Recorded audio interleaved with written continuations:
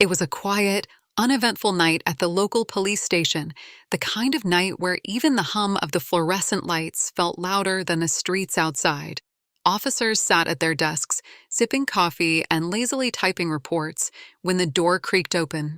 At first, no one looked up, assuming it was just another late-night visitor. But when the faint sound of soft, wet paw steps broke the silence, heads turned, and there it was, a sleek, rain-soaked cat standing in the middle of the station, its glowing eyes scanning the room as if it had a purpose. It let out a sharp, insistent meow that echoed in the quiet space, instantly drawing a mix of chuckles and raised eyebrows from the officers. "Well, look who decided to visit us tonight," one of them joked, leaning back in his chair. "What's the matter, kitty? Filing a complaint?" Another officer chimed in, laughing. "Maybe it got mugged. Should we take a statement?" But the cat, undeterred by their banter, took a few steps closer to one officer, nudging his pant leg with its head before turning sharply toward the door. It meowed again, louder this time, then took a step toward the exit before looking back over its shoulder, as if waiting. "Wait a second," the first officer said, now sitting up straighter. "Is it trying to tell us something?" The room fell silent as the cat repeated the action, meowing, stepping toward the door, and looking back. "Is this for real?" another officer muttered, half joking. "You think it actually wants us to follow it?" The cat's sharp, determined gaze seemed to silence any further disbelief, and one officer stood, grabbing his coat. "All right," he said, half laughing. "Let's see what this little guy's up to. Who knows? Maybe it's one of those lassie situations." The cat, as if understanding, let out a final meow before trotting to the door, waiting patiently as the officers exchanged glances and reluctantly decided to follow. What they didn't know was that this seemingly ordinary moment would lead them into something far more sinister than they ever could have anticipated. The cat wasted no time once the officer stepped outside, its small frame darting into the rain-slick streets with an unsettling sense of purpose. Its paws splashed through puddles, moving swiftly and deliberately as though it knew exactly where it needed to go. The officers hesitated for a moment, exchanging unsure glances, but the cat's urgency was impossible to ignore. Reluctantly, they followed, their boots crunching on the wet pavement, flashlights cutting faint paths through the misty darkness. One officer muttered under his breath, "This better not be some kind of joke," but there was a tension in the air that made his words fall flat. "You seeing this?" one officer asked, his voice low, almost as if he didn't want to disturb the strange quiet that surrounded them. "It's like it knows where it's going." "Yeah," the other replied, glancing at the cat ahead. "But where? And why does this feel off?" The cat led them down narrow alleys and forgotten corners of the city, where the hum of traffic and the glow of streetlights seemed to fade into nothing. Every now and then, the animal would stop and glance back at them with sharp, unblinking eyes, letting out a small but urgent meow before continuing forward. It wasn't wandering or lost. Its movements were calculated, almost too precise. The officers could feel their unease growing with every step, the air around them heavy with an inexplicable sense of foreboding. "This is starting to feel like a bad idea," one officer muttered, his voice barely audible above the sound of their footsteps. The second officer smirked, though there was no humor in his tone. "Oh, now you're worried? Weren't you the one who said, 'What's the harm?'" The cat's path took them farther from the familiar, into an industrial area on the outskirts of town. Here, the city felt forgotten. The streetlights were sparse, they're dim, flickering glow doing little to pierce the thickening fog. Rusted fences loomed around them, and the skeletal remains of abandoned warehouses cast long, distorted shadows. The officers slowed their pace as the cat came to a stop in front of a decrepit building. Its windows were boarded up, the walls covered in graffiti and peeling paint. The structure felt alive somehow, as if it was watching them as much as they were watching it. "What in the world is this place?" the first officer whispered, his flashlight trembling slightly in his hand. The cat meowed again, louder this time, its voice echoing off the surrounding walls like a warning or an invitation. It sat down at the base of the building's entrance, staring at the officers with an intensity that sent a shiver down their spines. Whatever it is, the second officer said, his voice tight, "This cat clearly wants us to go inside." He glanced at his partner, his expression equal parts curiosity and dread. "You ready for this?" The first officer nodded, swallowing hard. "No, but let's do it anyway." The cat stood as they approached, stepping aside to allow them to pass, its eyes never leaving them. The officers hesitated at the threshold, their flashlights casting nervous beams into the darkened interior. The air inside was heavy, still, and cold. With a deep breath and one last glance at each other, they stepped through the doorway, leaving the relative safety of the foggy night behind. The air inside the building was damp and cold, heavy with the smell of mildew and something faintly metallic. The officers' flashlights cast long, trembling beams across the crumbling walls, revealing faded graffiti and deep scratches in the plaster. Each step they took echoed ominously, as if the building itself were alive and aware of their presence. The cat, seemingly unaffected by the eerie atmosphere, padded silently ahead, its movements confident and precise. It stopped occasionally, looking back at them with an almost expectant gaze before continuing deeper into the darkness. "You getting a weird vibe here?" one officer whispered, his voice barely audible as he scanned the room. "Yeah," the other muttered, gripping his flashlight tighter. "This place feels wrong. Like something bad happened here." The cat led them further inside, weaving through broken furniture and piles of debris. The officers noticed strange marks along the walls, deep gouges, almost like claw marks, that seemed too large to be from any ordinary animal. Their unease deepened when they spotted symbols scrawled in a dark, reddish substance that had dried long ago. "What the hell is this?" one officer asked, shining his flashlight on the symbols. "Looks like some kind of ritual stuff." "Yeah, and I don't want to stick around to find out what kind," the other replied, his voice tense. As they pressed on, the cat stopped abruptly in front of a doorway that led to a narrow staircase descending into the darkness. It let out a low, guttural growl, its fur standing on end as it stared down the staircase. The officers exchanged a nervous glance. "You've gotta be kidding me," one muttered, stepping closer to peer down the staircase. His flashlight revealed a steep set of steps leading to what appeared to be a basement. The light barely penetrated the shadows, but the faint outline of something metallic glinted at the bottom. "You think we should go down there?" the other officer asked, his voice tight with hesitation. "Do we have a choice?" "We didn't come all this way to turn back now," came the reply. With a deep breath, the officers began their descent, the creaking of the old stairs loud in the oppressive silence. The cat followed close behind, its growls growing quieter, but its tension unmistakable. At the bottom of the staircase, the beam of their flashlights illuminated a scene that made their blood run cold. The basement was a small, claustrophobic space cluttered with strange objects, half-melted candles, crude carvings, and more of the same dark symbols from upstairs, only these were fresher. In the corner of the room, a figure was huddled, bound and trembling. The officers froze, momentarily unable to process what they were seeing. "Jesus Christ," one officer breathed, rushing forward. "Hey, are you okay?" The figure looked up, their face pale and gaunt, eyes wide with terror. Their voice was weak and trembling. "It's not safe here. You have to leave. They're coming." The officers barely had time to process the warning when the temperature in the room dropped sharply. Their breath misted in the air, and an unnatural, bone-chilling sound echoed from somewhere deeper in the basement. A low, guttural growl, but not from the cat, it was something far larger, far darker. The cat hissed furiously, its back arched and fur bristling as it stared into the shadows. The officers swung their flashlights toward the sound, their hands trembling. For a moment, nothing happened.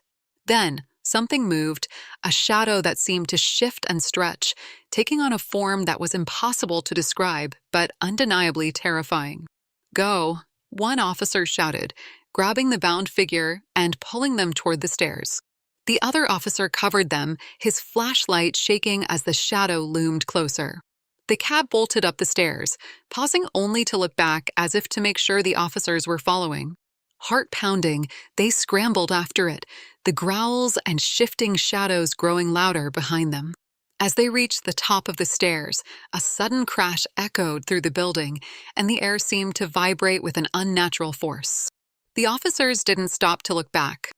They ran, following the cat as it led them back through the maze of debris and out into the foggy night. Only when they were safely outside did they dare to stop, their breaths coming in ragged gasps. "What the hell was that?" one officer asked, his voice shaking. The cat sat a few feet away, calmly licking its paw, as if nothing unusual had happened. It glanced at them once, its intelligent eyes gleaming in the dim light, before disappearing into the shadows of the alley. The officers stood in the rain, their hearts pounding as the reality of what they had just witnessed began to sink in. The figure they had rescued sat on the curb, trembling and clutching a tattered blanket that one of the officers had hastily grabbed from their patrol car. Despite their exhaustion, the officers couldn't stop looking back at the entrance of the building, half expecting something unspeakable to emerge from the shadows. "You saw that, right?" one officer finally said, his voice still shaking. "That thing." The other officer nodded, his hands gripping his flashlight tightly as if it offered some form of protection. "Yeah, I saw it. I don't even know how to describe it, but it wasn't human. It wasn't normal." The weight of the words hung heavy in the air. The officers exchanged uneasy glances, their training unable to prepare them for whatever it was they had encountered in that basement. They knew they had to report this, but how could they explain it? Who would believe them? One officer pulled out his radio, his hands still trembling. "Dispatch, this is Unit 5. We need immediate backup and medical assistance at our location. Possible hostage situation and something else. Just send help." The cat reappeared from the shadows, its sleek coat still glistening with rain. It walked up to the officers and sat down, looking up at them with those piercing eyes that seemed to hold far more knowledge than they should. For a moment, the officers and the cat stared at each other in silence, as if sharing some unspoken understanding. "You know," one officer said quietly, "I think this cat knew exactly what it was doing. It didn't just lead us there. It saved that person. Maybe even us." The other officer let out his shaky laugh, though there was no humor in it. "Yeah, well, remind me to send it a thank you card, preferably from a safe distance." As the distant sound of sirens approached, the cat stood, its tail flicking once before it turned and disappeared into the night. It didn't look back, leaving the officers to wonder if they had been chosen for this encounter or if they had simply been in the right place at the wrong time. Either way, they knew they would never forget that night, or the mysterious animal that had led them to the edge of the unexplainable. The rescued individual grabbed the arm of one officer as the sirens grew louder. "You don't understand," they said, their voice barely above a whisper. "That thing, it doesn't stop. It doesn't let go." The officer crouched down, trying to reassure them despite the fear gnawing at his own nerves. "You're safe now. We'll figure this out." But as the words left his mouth, a low, distant growl echoed from the direction of the building. It was faint, almost indistinguishable against the sound of the rain, but it was enough to send a chill down their spines. The officer stood, his jaw tightening. "Let's get out of here," he said, his voice firm. The night had shifted. What began as an ordinary call had unraveled into something none of them could explain. And as they left the scene, they couldn't shake the feeling that whatever they had faced wasn't finished. Not yet. The following days brought no answers, only questions that refused to fade. The officers filed their reports, carefully omitting the parts that defied explanation. Words like unidentified threat and unusual circumstances filled the official paperwork, but the truth loomed in their minds, unspoken and unresolved. They couldn't forget the growls, the shadows, or the haunting, intelligent eyes of the cat that had led them there. One officer sat at his desk late into the night, staring at the faint red markings they had found inside the building. He had taken photos, hoping they might offer some kind of clue, but no amount of research had brought him closer to an answer. The symbols didn't match any known gang signs, occult patterns, or anything logical. They felt ancient, wrong in a way that made his skin crawl just looking at them. "You're still obsessing over that?" his partner asked, leaning in the doorway with a mug of coffee. "It's over. We got the person out. Let it go."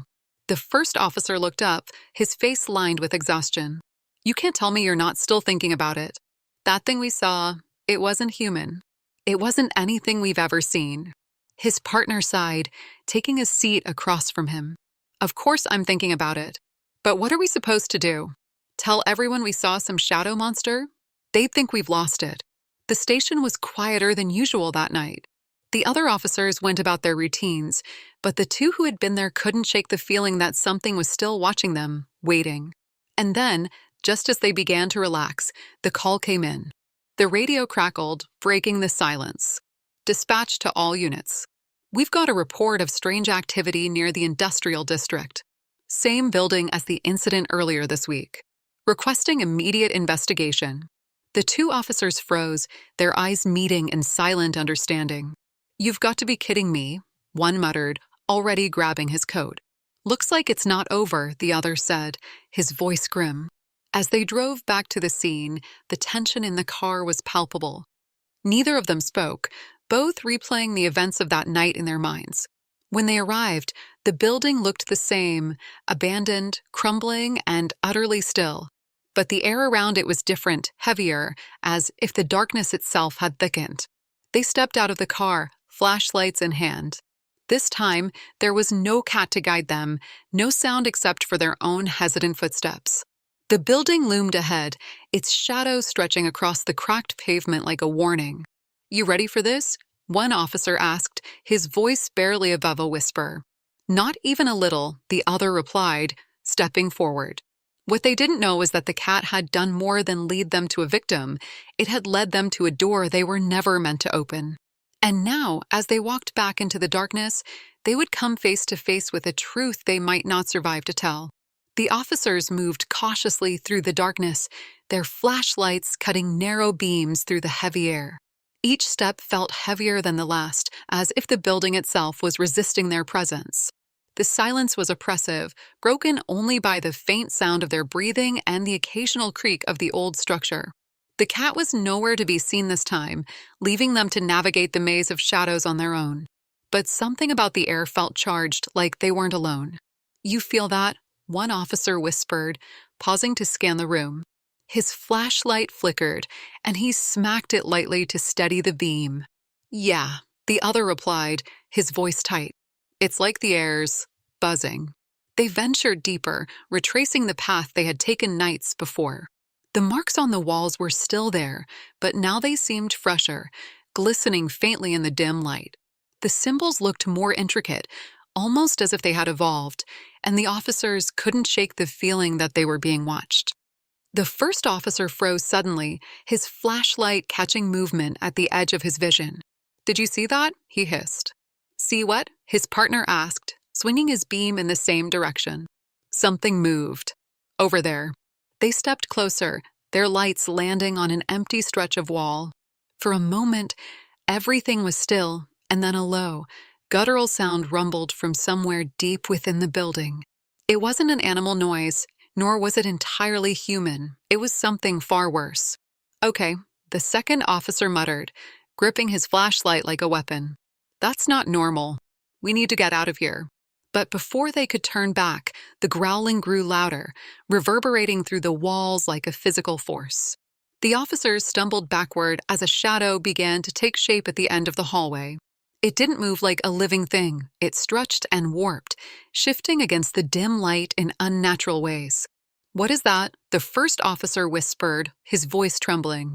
The shadow advanced slowly, its edges flickering as though it were both solid and insubstantial. The officers raised their weapons instinctively, though they had no idea what good they would do. The oppressive weight in the air grew stronger, making it difficult to breathe. The second officer reached for his radio, his voice shaky. "Dispatch, this is Unit 5. We need immediate backup at..." The radio crackled violently, cutting him off with a burst of static that sounded eerily like distorted whispers. His partner grabbed his arm, pulling him back. "We need to move. Now." They turned and ran, their footsteps echoing loudly as the growling morphed into a deafening roar. The shadows seemed to chase them, stretching unnaturally fast, clawing at the edges of their flashlights. The air grew colder with every step, and the officers could feel something closing in behind them. When they finally burst out of the building into the rain-soaked night, the roar stopped abruptly, leaving only the sound of their ragged breathing and the pounding of their hearts. They stumbled to a stop, looking back at the building, which now stood silent and still as if nothing had happened. "What was that?" one officer managed to say, his voice barely audible. "I don't know," the other replied, still catching his breath. "But whatever it is, it's not staying in there forever." The officers didn't wait for backup this time. They left the scene, their minds racing with fear and questions they couldn't begin to answer. But as they drove away, a pair of glowing eyes watched them from the shadows, calm, knowing, and eerily familiar. The cat was there, its presence as mysterious as ever, watching as they disappeared into the night. What it knew, what it had shown them, remained a haunting question that would follow them long after this night ended.